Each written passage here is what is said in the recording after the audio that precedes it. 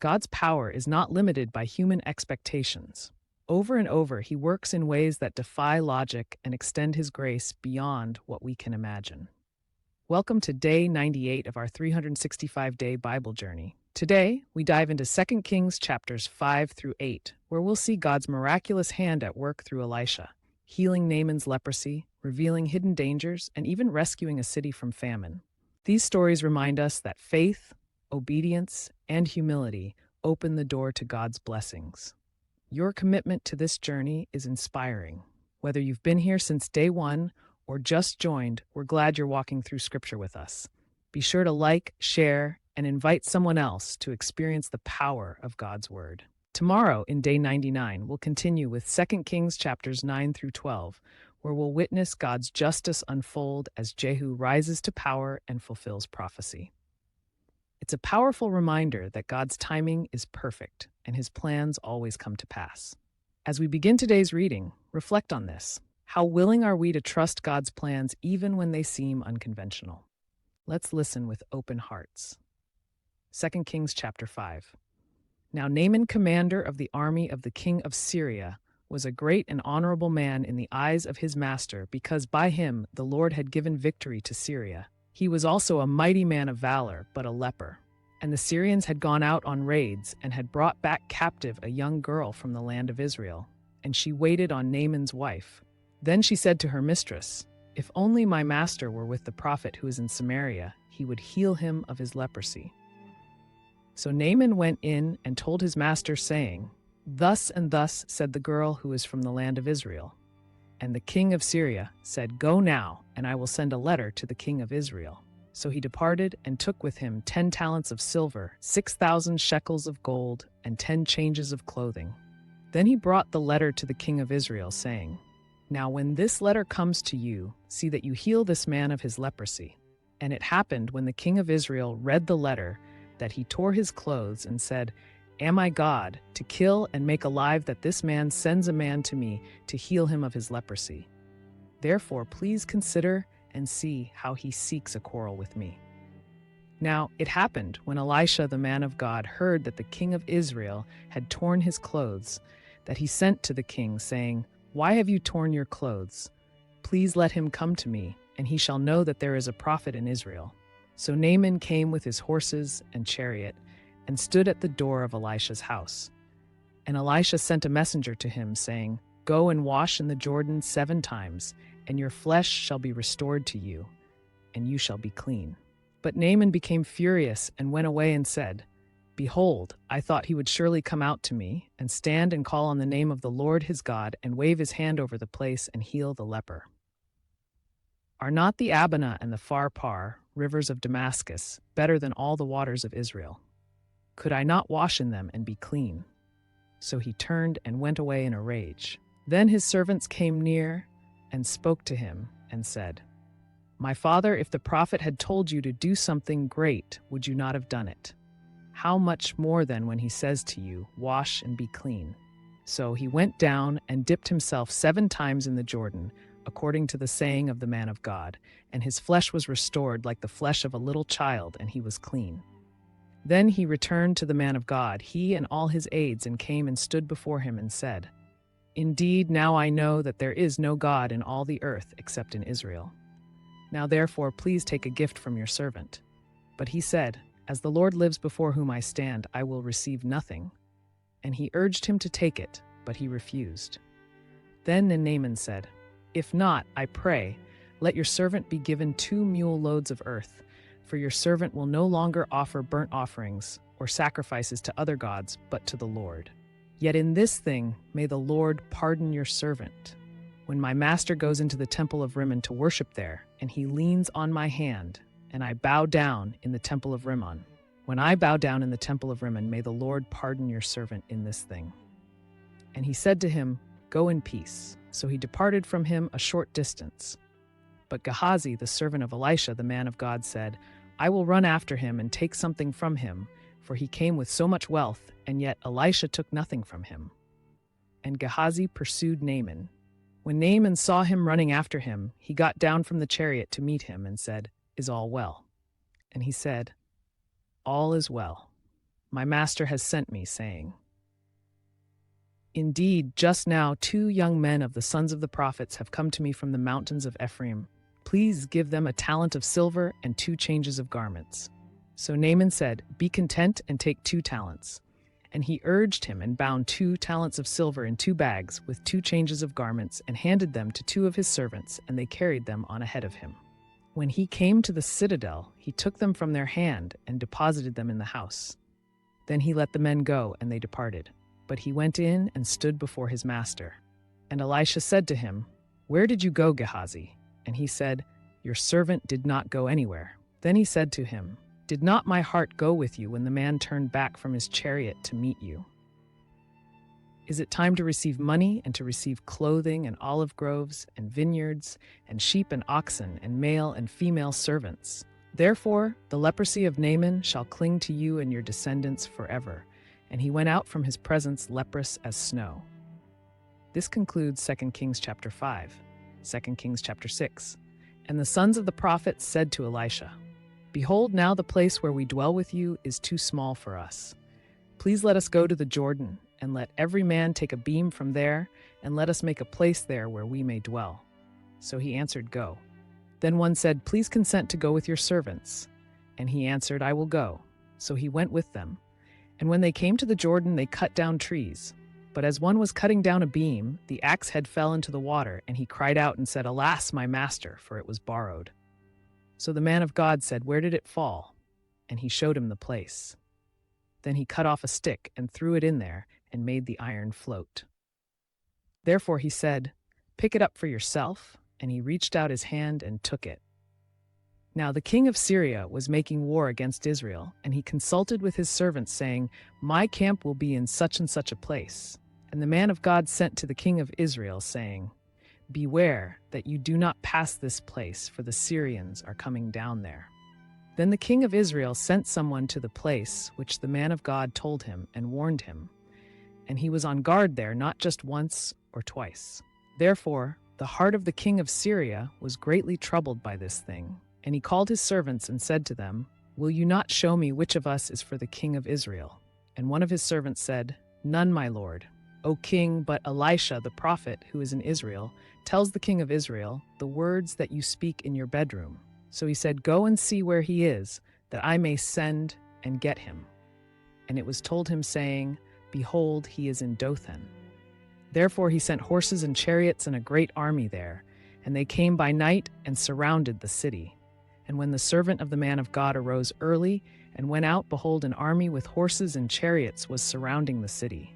And his servant said to him, Alas, my master, what shall we do? So he answered, Do not fear, for those who are with us are more than those who are with them.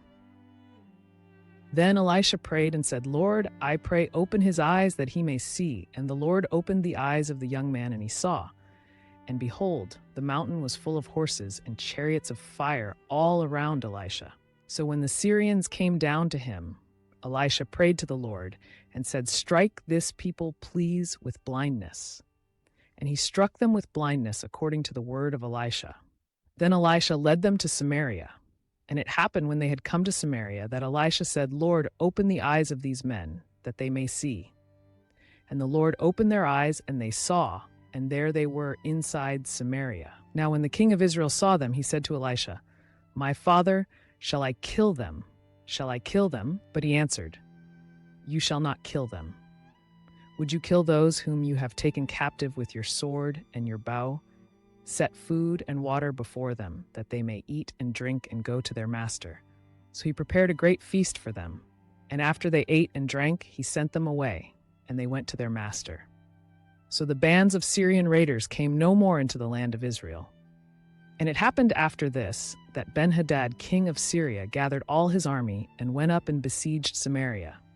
And there was a great famine in Samaria. And indeed they besieged it, until a donkey's head was sold for 80 shekels of silver, and 1/4 of a cob of dove droppings for 5 shekels of silver. Then as the king of Israel was passing by on the wall, a woman cried out to him, saying, Help my lord, O king. And he said, If the Lord does not help you, where can I find help for you? From the threshing floor or from the winepress? Then the king said to her, What is troubling you? And she answered, "The other woman said to me, 'Give your son that we may eat him today, and we will eat my son tomorrow.' So we boiled my son and ate him. And on the next day I said to her, 'Give your son that we may eat him.' But she has hidden her son." Then it happened, when the king heard the words of the woman, that he tore his clothes. And as he passed by on the wall, the people looked, and there underneath he had sackcloth on his body. And he said, "May God do so to me, and more also, if the head of Elisha the son of Shaphat remains on him today." Now Elisha was sitting in his house, and the elders were sitting with him. And the king sent a man ahead of him, but before the messenger came to him, he said to the elders, "Do you see how this son of a murderer has sent someone to take away my head? Look, when the messenger comes, shut the door and hold him fast. Is not the sound of his master's feet behind him?" And while he was still talking with them, the messenger came down to him. Then he said, "Behold, this evil is from the Lord. Why should I wait for the Lord any longer?" This concludes 2 Kings chapter 6, 2 Kings chapter 7. Then Elisha said, "Hear the word of the Lord. Thus says the Lord. Tomorrow, about this time, a seah of fine flour shall be sold for a shekel, and 2 seahs of barley for a shekel at the gate of Samaria." Then a lord on whose hand the king leaned answered the man of God and said, "Look, if the Lord would make windows in heaven, could this thing be?" And he said, "In fact, you shall see it with your eyes, but you shall not eat of it." Now there were 4 leprous men at the entrance of the gate, and they said to one another, "Why are we sitting here until we die? If we say, 'We will enter the city,' then the famine is in the city, and we shall die there. But if we sit here, we also shall die. Therefore now come, let us go over to the camp of the Syrians. If they spare our lives, we shall live, and if they kill us, we shall only die." And they rose at twilight to go to the camp of the Syrians. But when they had come to the outskirts of the camp of Syria, they saw no one there. For the Lord had caused the army of the Syrians to hear the noise of chariots and the noise of horses, the noise of a great army, so that they said to one another, "Surely the king of Israel has hired against us the kings of the Hittites and the kings of the Egyptians to attack us." Therefore they arose and fled at twilight, and left the camp as it was, and their tents as they were, and their horses and their donkeys, and they fled for their life. So these lepers came to the outskirts of the camp, and went into one tent, and ate and drank, and carried from there silver and gold and clothing, and went and hid it. Then they came back and entered another tent, and carried some from there also, and went and hid it. Then they said to one another, "We are not doing right. This day is a day of good news, and we remain silent. If we wait until morning light, some punishment will come upon us. Come now, let us go and tell the king's household." So they came and called to the gatekeepers of the city, and told them, saying, "We went to the camp of Syria, and surprisingly no one was there. No human voice was heard, only horses tied and donkeys tied, and the tents as they were." And the gatekeepers called out and told it inside the king's house. Then the king arose in the night and said to his servants, "Let me now tell you what the Syrians have done to us. They know that we are starving, therefore they have gone out of the camp to hide themselves in the field, saying, 'When they come out of the city, we shall catch them alive and get into the city.' And one of his servants answered and said, 'Please let several men take 5 of the remaining horses which are left in the city. Behold, they may either become like the multitude that have already perished, or they may survive like those who have already perished. So let us send and see.' Therefore they took 2 chariots with horses, and the king sent them after the Syrian army, saying, 'Go and see.' So they went after them to the Jordan, and indeed all the way was full of garments and weapons which the Syrians had thrown away in their haste. And the messengers returned and told the king. Then the people went out and plundered the camp of the Syrians. So a seah of fine flour was sold for a shekel, and 2 seahs of barley for a shekel, according to the word of the Lord. Now the king appointed the Lord, on whose hand he leaned, to have charge of the gate. But the people trampled him in the gate, and he died, just as the man of God had said, who spoke when the king came down to him. For it happened just as the man of God had spoken to the king, saying, 2 seahs of barley for a shekel, and a seah of fine flour for a shekel shall be sold tomorrow, about this time at the gate of Samaria. And that Lord had answered the man of God and said, Now look, if the Lord would make windows in heaven, might such a thing happen? And he had said, in fact, you shall see it with your eyes, but you shall not eat of it. And so it happened to him, for the people trampled him in the gate, and he died. This concludes 2 Kings chapter 7. 2 Kings chapter 8. Then Elisha spoke to the woman whose son he had restored to life, and said to her, Arise and go you and your household, and stay wherever you can, for the Lord has called for a famine which will come upon the land for 7 years. So the woman arose and did according to the saying of the man of God, and she went with her household and stayed in the land of the Philistines 7 years. And it came to pass at the end of 7 years that the woman returned from the land of the Philistines, and she went to appeal to the king for her house and for her land. Now, the king was talking with Gehazi, the servant of the man of God, saying, Tell me, please, all the great things Elisha has done. And it happened, as he was telling the king how he had restored the dead to life, that the woman whose son he had restored to life came in to appeal to the king for her house and for her land. So Gehazi said, My lord, O king, this is the woman, and this is her son, whom Elisha restored to life. And when the king asked the woman, she told him. And the king appointed a certain officer for her, saying, Restore all that was hers, and all the proceeds of the field, from the day that she left the land until now. Then Elisha came to Damascus. Now Benhadad, king of Syria, was sick, and it was told him, saying, The man of God has come here. And the king said to Hazael, Take a present in your hand, and go to meet the man of God, and inquire of the Lord by him, saying, Shall I recover from this sickness? So Hazael went to meet him, and took a present with him of every good thing of Damascus, 40 camel loads, and came and stood before him, and said, Your son Benhadad, king of Syria, has sent me to you, saying, Shall I recover from this sickness? And Elisha said to him, Go say to him, You shall certainly recover. However, the Lord has shown me that he will really die. And he set his countenance in a stare until he was ashamed.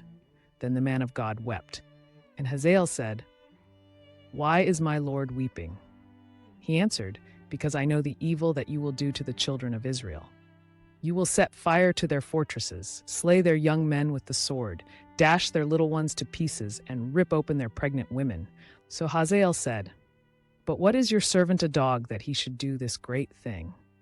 And Elisha answered, The Lord has shown me that you will become king over Syria. Then he departed from Elisha and went to his master, who said to him, What did Elisha say to you? And he answered, He told me you would surely recover. But it happened on the next day that he took a thick cloth, dipped it in water, and spread it over his face so that he died. And Hazael reigned in his place. In the 5th year of Joram, the son of Ahab, king of Israel, Jehoshaphat, having been king of Judah, Jehoram the son of Jehoshaphat began to reign as king of Judah. He was 32 years old when he became king, and he reigned 8 years in Jerusalem. And he walked in the way of the kings of Israel, as the house of Ahab had done, for he had the daughter of Ahab as a wife, and he did evil in the sight of the Lord. However, the Lord would not destroy Judah for the sake of his servant David, as he promised him to give a lamp to him and his sons forever.